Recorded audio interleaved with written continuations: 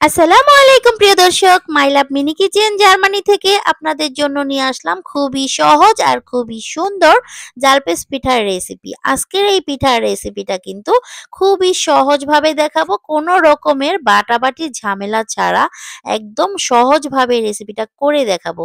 আর এই রেসিপিটা মানে এই যে পাটা দিয়ে বাটতে হবে না, কত সহজে যে বানিয়ে নিলাম, মানে এটা যদি আপনারা না দেখেন তাহলে কিন্তু বুঝতেই পারবেন না। আর দেখুন পিঠাটা কতটা সফট আর কতটা মুচমুচে হয়েছে, এটা নাকি না দেখলে কিন্তু বুঝতেই পারবেন না আসলে কত সহজ। ওই সহজ রেসিপিটা কিন্তু আপনাদেরকে আমি এক্ষুনি বানিয়ে দেখাবো।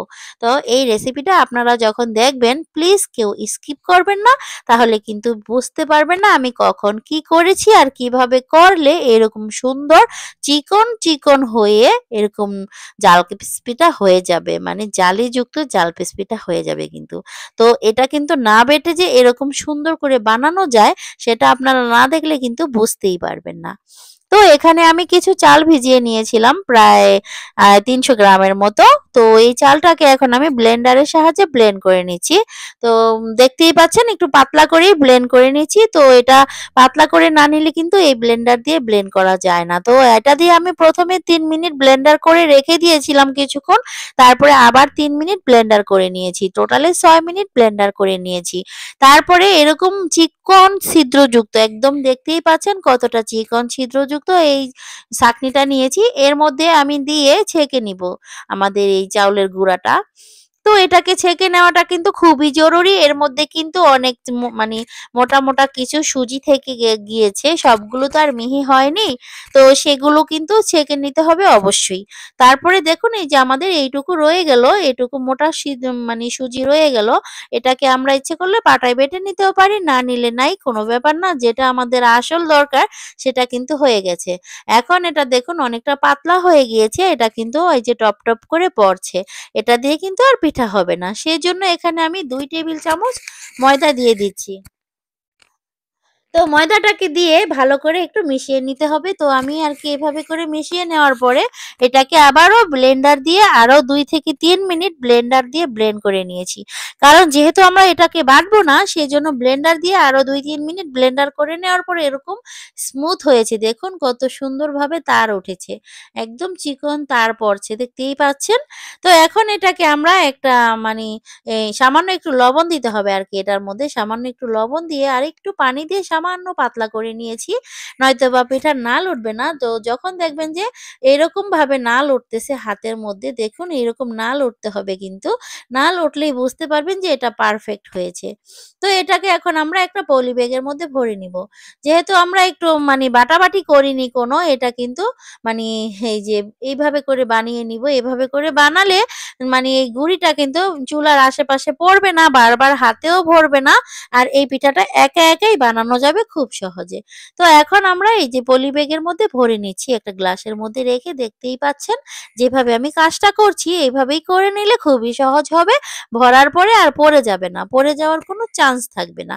এই জন্য এভাবে করে ভরে নিতে হবে।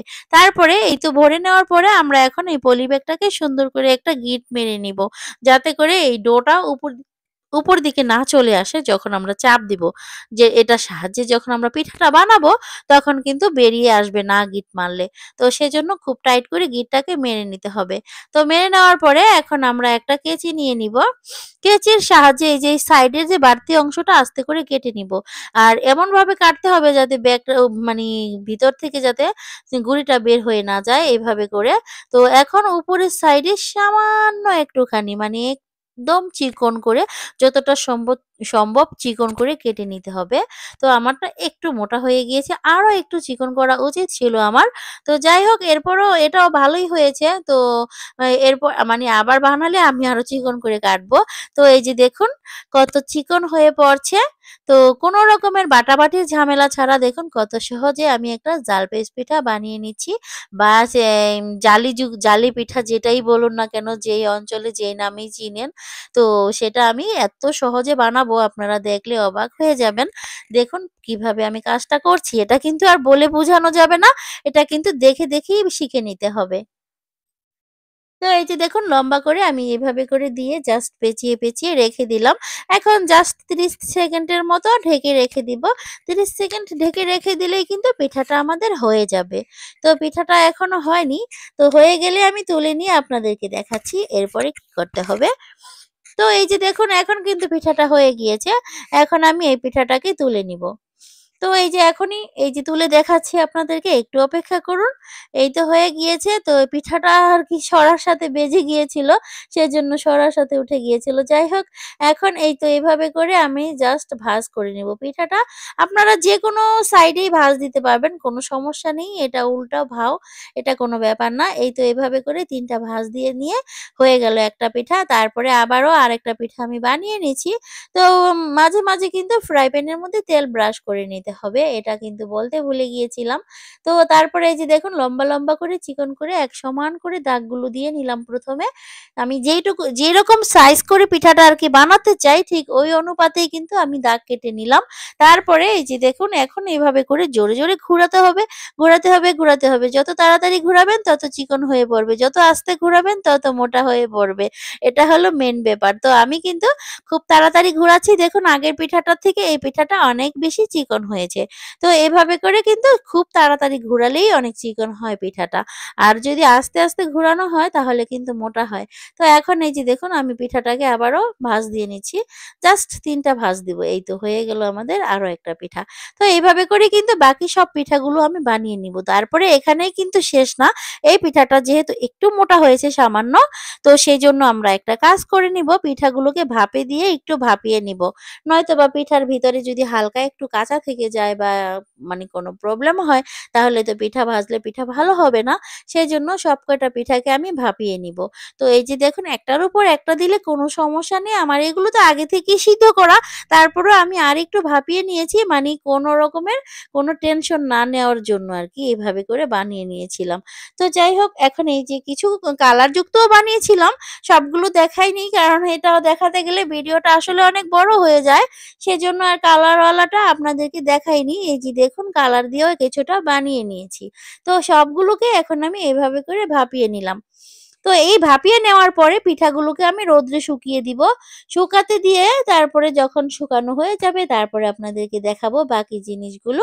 তবে এই পিঠাগুলো আসলেই অনেক ভালো হয়েছিল, অনেক সফট হয়েছিল। একদম পারফেক্ট হয়েছিল।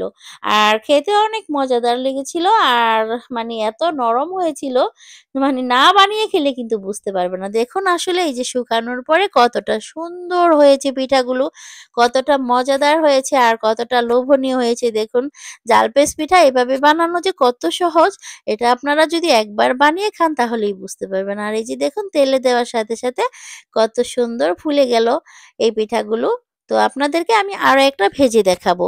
আর এই পর্যন্ত এসে যারা, যারা আমার সাথে এখনো আছেন তারা অবশ্যই আমার চ্যানেলটাকে সাবস্ক্রাইব করে আমার পাশে থেকে যাবেন। আর যে সকল আপুরা প্রতিদিন আমার সাথে আছেন সে সকল আপুদেরকে আমি অনেক, অনেক ধন্যবাদ জানাচ্ছি। অনেক, অনেক শুভকামনা রইলো আপুদের জন্য। আমি চাই সবাই আমরা যেন একসাথে এগিয়ে যেতে পারি। সবার জন্য শুভকামনা, সবার জন্য অনেক, অনেক দোয়া ও ভালোবাসা রইলো আপুরা। আর দেখুন পিঠাগুলো কতটা মুচমুচে হয়েছে। মানে চাপ দেওয়ার সাথে, সাথে ভেঙে যাচ্ছে। যাই হোক, আমার রেসিপিটা একটু হলেও যদি আপনাদের কাছে ভালো লেগে থাকে তাহলে কিন্তু লাইক, কমেন্ট, শেয়ার করবেন। সবাই ভালো থাকবেন। আল্লাহ হাফেজ।